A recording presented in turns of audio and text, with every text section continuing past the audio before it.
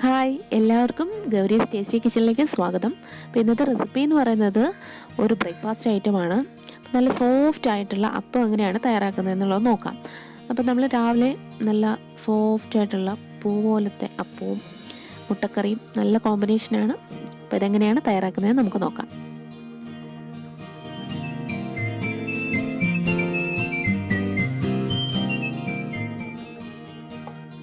ഞാനിവിടെ ഇതിനായിട്ട് ഒരു 2 കപ്പ് പച്ചരിയാണ് എടുത്തേക്കുന്നത്. ഇതൊരു 4 മണിക്കൂർ വെള്ളത്തിലിട്ട് കുതിർത്ത് സ്ട്രെയിൻ ചെയ്ത് വെച്ചേക്കുന്നതാണ്.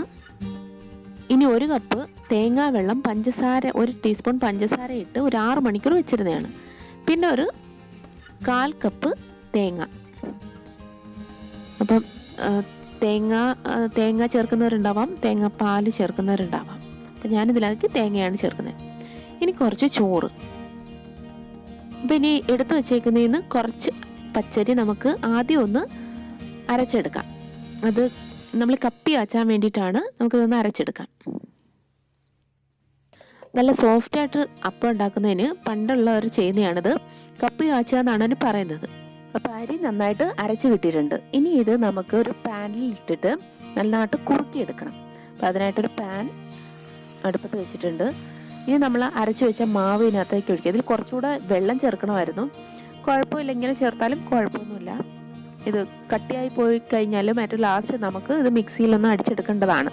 അപ്പോൾ ഇനി ഇതിലേക്ക് ഞാൻ കുറച്ച് വെള്ളവും കൂടി ചേർക്കുന്നു.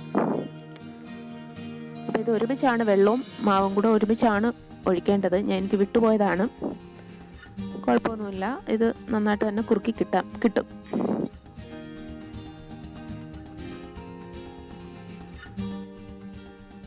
അപ്പോൾ ഇത് ഏകദേശം ഒന്ന് കുറുകി കിട്ടിയിട്ടുണ്ട്. ഇനി നമുക്ക് മിക്സിയിലിട്ട് നന്നായിട്ടൊന്ന് അരച്ചെടുക്കണം.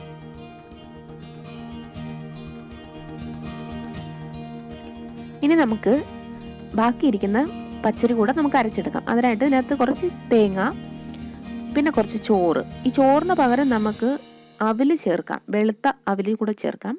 അപ്പോൾ ഇവിടിപ്പം ഞാൻ ചോറ് മാത്രമേ ചേർക്കുന്നുള്ളൂ. ചോറ്, പിന്നെ നമ്മൾ എടുത്തു വച്ചേക്കുന്ന പഞ്ചസാര ഇട്ട തേങ്ങാ വെള്ളം, പഞ്ചസാരയും ഒരു 1/4 ടീസ്പൂൺ ഈസ്റ്റും കൂടി ഇട്ടിട്ടുണ്ട്. അത് പറയാൻ വിട്ടുപോയാണ്.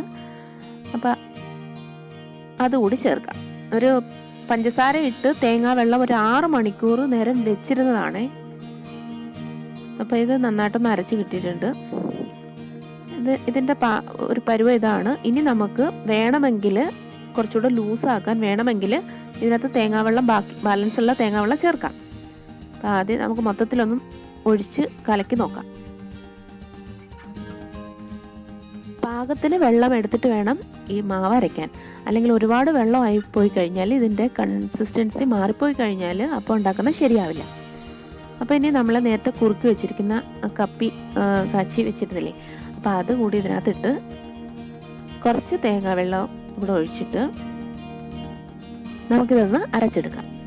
അപ്പോൾ അതുകൂടി അരച്ചെടുത്തിട്ടുണ്ട്. അപ്പോൾ അതുകൂടി ഇതിനകത്ത് ചേർക്കാം. ഇനി ഇത് കൈകൊണ്ട് നന്നായിട്ട് ഇളക്കി യോജിപ്പിച്ച് വേണം വെക്കാനും. എന്നാൽ മാത്രമേ നല്ലപോലെ മാവ് പൊങ്ങി സോഫ്റ്റായിട്ട് വരികയുള്ളൂ. അപ്പോൾ ഇനി ഇത് ഒരു 8 മണിക്കൂർ നേരത്തേക്ക് നമുക്കിത് പൊങ്ങാനായിട്ട് മാറ്റിവെക്കാം, ഫെർമെൻറ്റ് ചെയ്യാൻ മാറ്റിവെക്കാം. അപ്പോൾ ഇത് 8 മണിക്കൂർ കഴിഞ്ഞു. ചെറുതായിട്ട് ബബിൾസൊക്കെ വന്നിട്ടുണ്ട്. ഇവിടെ ലൈറ്റിൻ്റെ കുറച്ച് പ്രശ്നമായതുകൊണ്ടാണ് നിങ്ങൾക്ക് നന്നായിട്ടത് കാണാൻ പറ്റാത്തത്. ബബിൾസൊക്കെ ഇത് നല്ലപോലെ പൊങ്ങി വന്നിട്ടുണ്ട്. ഇനി നമുക്ക് അപ്പം ഉണ്ടാക്കി തുടങ്ങാം. അപ്പോൾ അതിനായിട്ടൊരു അപ്പച്ചട്ടി അടുപ്പിൽ വെച്ച് ചൂടായി കഴിയുമ്പോൾ നമ്മൾ മാവ് കുറേശ്ശെയായിട്ട് കോരി ഒഴിച്ച്, ഒരു തവി മാവ് ഒഴിക്കണം. ഒരുപാടായി കഴിഞ്ഞാൽ ഇത് വെന്ത് വരില്ല, ഉള്ളിൽ നല്ലപോലെ വേകില്ല. അപ്പം ഒരു തവി മാവ് മാത്രം ഒഴിച്ചിട്ട് ഇതേപോലെ ചുറ്റിച്ച് അടച്ചു വയ്ക്കുക. അപ്പോൾ ഇത് വളരെ സോഫ്റ്റ് ആയിട്ടുള്ള അപ്പമാണ്. അതായത് ഇങ്ങനെ എടുക്കുമ്പോൾ കുറച്ച് നേരം കൂടി ഇരിക്കുമ്പോൾ ഇത് കുറച്ചുകൂടെ ഇതിൻ്റെ സൈഡ്സൊക്കെ കുറച്ചുകൂടെ നല്ലപോലെ മൊരിഞ്ഞ് കിട്ടും. അങ്ങനെ കഴിക്കാൻ താല്പര്യമുള്ളവർ കുറച്ച് നേരം കൂടെ ഇത് ഇങ്ങനെ തന്നെ ഇട്ടേക്കണം. അതല്ല സോഫ്റ്റായിട്ട് നമുക്ക് വേണം എന്നുണ്ടെങ്കിൽ അത് വെന്ത് കഴിയുമ്പോൾ നമുക്ക് അപ്പോഴും തന്നെ എടുക്കാം.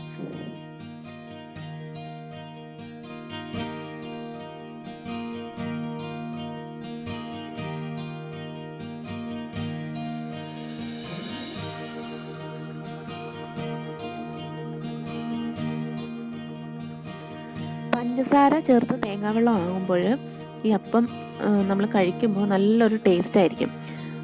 ഒരു ചെറിയൊരു മധുരവും എന്നാൽ ഇത് മാവ് പുളിച്ചതിൻ്റെ ചെറിയൊരു പുളിപ്പും ഒക്കെ ചേർന്ന് അതിൻ്റെ കറിയുടെയും കൂടി മിക്സ് ചെയ്ത്, അതായത് മുട്ടക്കറിയൊക്കെ ആണെങ്കിൽ കുറച്ച് എരിവും ഒക്കെ വരുമ്പോൾ എല്ലാം കൂടെ കൂട്ടി മിക്സ് ചെയ്ത് കഴിക്കാൻ നല്ല ടേസ്റ്റാണ്. അപ്പോൾ നല്ല സോഫ്റ്റ് ആയിട്ടുള്ള അപ്പം എല്ലാം ഇവിടെ തയ്യാറായിട്ടുണ്ട്. അപ്പം ഇത് സാധാരണ എല്ലാവരും വീട്ടിൽ ഉണ്ടാക്കി നോക്കുന്നത് തന്നെ ആയിരിക്കും. എന്നാലും ഇതുപോലെ തേങ്ങാ വെള്ളമൊക്കെ ചേർത്തിട്ട് കപ്പിയൊക്കെ കാച്ചിയിട്ട് എടുക്കുന്ന വീട്ടിലുണ്ടാക്കുന്ന അപ്പത്തിന് നല്ല സോഫ്റ്റ് ആയിരിക്കും, നല്ല ടേസ്റ്റ് ആയിരിക്കും. അപ്പോൾ അത് ഇങ്ങനെ ഒന്ന് ട്രൈ ചെയ്ത് നോക്കുക.